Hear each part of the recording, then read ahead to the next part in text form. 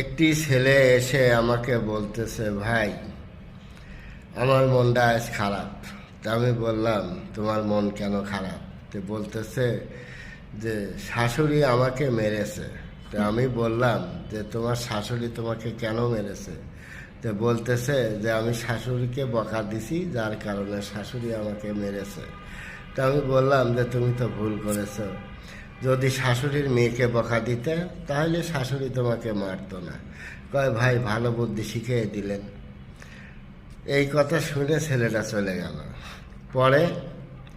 পরের দিন ছেলেটা এসে বলল যে ভাই আপনি কি শিখিয়ে দিলেন যে শাশুড়ি আজকেও আমাকে ধরে মারছে? কেন? শাশুড়ির মেয়েকে বকা দিছি আর শাশুড়ি মারেছে আমাকে। তাই বললাম তা কাজ করো, তাহলে তোমার শ্বশুরকে বকা দিবা। কয় আচ্ছা।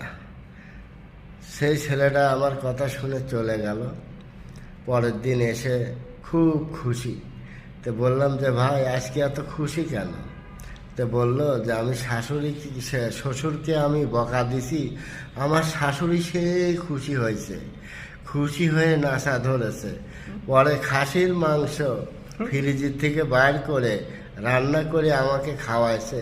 খুব খুশি হয়েছে আমার শাশুড়ি, আমার শ্বশুরকে বকা দিছি। তো চিন্তা করি, জামাই মেয়ে আর শাশুড়ি সবাই সবার দিক দিয়ে ঠিক আছে, মাগার শ্বশুর ঠিক নেই কেন? আপনারা কমেন্টে বলে যাবেন।